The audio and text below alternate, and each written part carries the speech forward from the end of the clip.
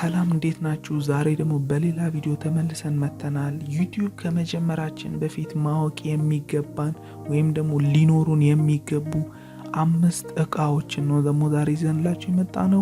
ቪዲዮውን እስከ መጨረሻው ድረስ ከተከታተላችሁት 1/6ኛ ቦነስ እጨምርላችኋለሁ። አሁን ቀጥታ ወደ ቪዲዮ ነው የምንሄደው። ለቻናላችን አዲስ ከሆናችሁ ሰብስክራይብ ማድረጋችሁ እንዳትረሱ። ቪዲዮ ከተመቻችሁ ደግሞ ላይክ መስጠታችሁም እንዳይረሳ። ሀሳብ አስተያየት፣ ጥያቄ ደግሞ ካላችሁ ኮሜንት ላይ ጻፉልኝ። አሁን ቀጥታ ወደ ቪዲዮ እንሄዳለን። የመጀመሪያውና ዋነኛው ካሜራ ሲሆን ላይክ እንደ ፋንሲ የሆነ ወይም ደግሞ እንደ ካነን በጣም ውድ የሆነ ካሜራ መጠቀም ሳይሆን በአሁኑ ደረጃ ስልኮቻችን ራሱ ካሜራችንን እየተኩ ስለሆነ በስልካችን መቀረጽ የምንችልበት ብዙ አጋጣሚ አለ ማለት ነው። ነገር ግን ካሜራ መስት አይደለም እያልኩ አይደለም። ካሜራ ቢኖረን አይከፋም። ግን አሁን ላይ ላፕቶፖችም እንደምታዩት የራሳቸው ካሜራ እየኖራቸው ስለመጣ ያን ያክል ብዙ አይደለም። ግን ቪዲዮአችን ጥርት ያለ አሪፍ እንዲሆን ከተፈለገ ካሜራ መስት ነው ማለት ነው። በሁለተኛ ደረጃ ደግሞ የምናገኘው ዋነኛውና መስት ሊኖረን የሚገባው ማይክ ነው። ማይክ እንግዲህ ስላችሁ ከማንኛውም ቪዲዮ ጀርባ ያለው አሪፍ የድምጽ ጥራት ሊኖር ስለሚገባ አሪፍ ማይክ ሊኖረን ይገባል። ግን እንደ ካሜራም እንደ ካሜራውም ውድ የሚባሉት ይሄ ዩቲዩብ ስቱዲዮ ላይ ገብታችሁ በቃ ላኮች ብለው ትልቅ ማይኮች ሳይሆን አነስ ያሉ አሉ፣ ልብሳችን ላይ አታች ማድረግ የምንችላቸው እነሱን በመጠቀም መስራት እንችላለን ማለት ነው ቪዲዮአችንን። ግን አሁን እምላችሁ ያለ ማይክ ምንም ነገር ሊሆን አይችልም ማለት ነው። ምክንያቱም ድምጻችን ጥርት ያለና አሪፍ ሊሆን ይችላል። 6ኛ ላይ የመሰጣችሁ ቲፕ ምንም ማይክ፣ የትኛውን ማይክ እንደገና ደግሞ የስልካችሁንም ኤርፎን ብትጠቀሙ ድምጹን አሪፍ አድርጎ የሚያመጣላችሁን ነው። ቪዲዮውን እስከ መጨረሻው መከታተላችሁ እንዳይቀር። አሁን ደግሞ ወደ 3ኛው እንሄዳለን። በ3ኛው ደረጃ የምናገኘው ደግሞ ላይት ሲሆን እንዴት አድርገን ነው አሁን እንደ ሪያክሽን ቪዲዮ ስንሰራ ፊታችን በደንብ ድምቅ ብሎ እየታየ አሪፍ የሆነ ገጽታ ኖሮን ቪዲዮአችን መስራት የምንችለው የሚያደርግልን ላይት ነው። ስለዚህ አሁን ላይትም እንደ ካሜራውም እንደ ማይኮ ውዱን ተጠቀሙ እያልኳችሁ ሳይሆን እንደ ቢያንስ አምፖል ሆኖ ግን በደንብ ፊታችሁን አሪፍ አድርጎ ሊያሳይላችሁ የሚችል መጠቀም አለባችሁ። ከፈለጋችሁ ደግሞ ገንዘቡ ካላችሁ እንደ ሪንግ ላይት መጠቀም ትችላላችሁ ማለት ነው። በአራተኝነት ደረጃ ደግሞ የምናገኘው ቪዲዮ ኤዲቲንግ ቱል።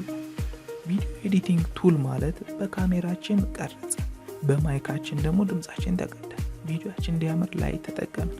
እነዚህን ሁሉ አቀናጅተን አሪፍ ቪዲዮ እንዲወጣልን ደግሞ ቪዲዮአችን ኤዲት ማድረግ አለብን ማለት ነው። ስለዚህ አሁን ቪዲዮአችንን ኤዲት የምናደርግበት አሪፍ 2 ቱሎች አስተዋውቃችኋለሁ። የመጀመሪያው VSDC ይባላል። VSDC እንግዲህ እንደምታዩት አሪፍ የሆነ ቪዲዮአችንን ኤዲት የምናደርግበት አሪፍ የሆነ ፍሪ ቱል ሲሆን እንደምታዩት መጀመሪያ ቪዲዮአችን ኢምፖርት እናደርጋለን። ከዛ በኋላ እዛ ላይ በምናገኛቸው ቱልሶች እየተጠቀምን ቪዲዮአችንን እንግዲህ በቀላሉ ኤዲት የምናደርግበት ነው ማለት ነው።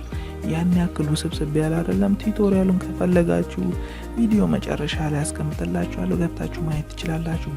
በጣም አሪፍ ቪዲዮ ኤዲተር ነው። እኔ እንግዲህ በጣም መክራችሁና ሪኮመንድ ማድረጋችሁ VSDC እንደተጠቀሙ ነው። አሪፍ የሆነ እንደገና ደግሞ ፍሪ ቱል ነው። በቃ ማለት በነፃነት የምትጠቀሙበት ነው። እንደገና ዋተር ማርክ የለውም። በቃ አሪፍ ቱል ነው። ዩቲዩብ ላይ ራሱ ብዙ ቪዲዮዎች ማየት ትችላላችሁ። የምትፈልጉትን ግሪን ስክሪን አለው። አሪፍ የሆኑ ኤዲተሮች አሉት። እነሱን መጠቀም ትችላላችሁ ማለት ነው። በሁለተኛ ደረጃ ደግሞ ካምቴዥያ ቪዲዮ ኤዲቲንግ ቱል ነው። ካምቴዥያ እንግዲህ በጣም ፕሮፌሽናል የሆነና ብዙ ዩቲዩበሮች የሚጠቀሙት ቪዲዮ ኤዲተር ሲሆን በጣም ቀላል፣ በጣም አሪፍ የሆነ የቪዲዮ ኤዲቲንግ ቱል ነው። እንደገና ደግሞ እንደ መጀመሪያው ፍሪ ነው። ዋተር ማርክ የለውም። በጣም ቀላል ነው ዳውንሎድ ለማድረግ። ሁሉም ነገር ደግሞ ግልጽ የሆነ ነገር ስለሆነ ያን ያክል ውስብስብ ያለ ነገር የለም። በጣም አሪፍ ቪዲዮ ኤዲተር ነው።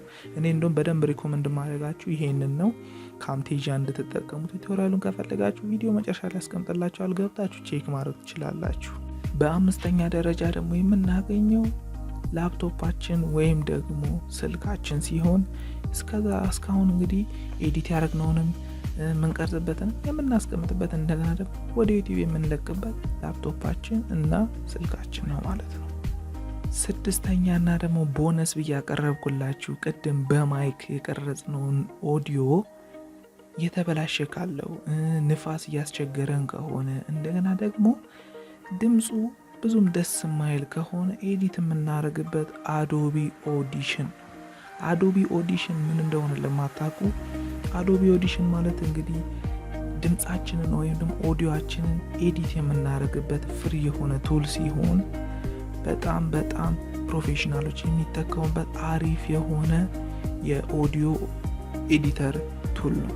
ይህ ማለት ደግሞ ድምጻችን በቃ የፈለገ ነገር ቢሆን በአዶቢ ኦዲዮ ኤዲት አድርገን አሪፍ ማድረግ እንችላለን ማለት ነው ለቪዲዮአችን። ቪዲዮ ከተመቻችሁ እንግዲህ ሰብስክራይብ ማድረግ እንዳይረሳ፣ እንደገና ደግሞ ከተማራችሁበትና ከወደዳችሁት ደግሞ ላይክ ማድረጋችሁ እንዳይረሳ። በቀጣይ በሌላ ቪዲዮ እስከምንገናኝ ድረስ ፒስ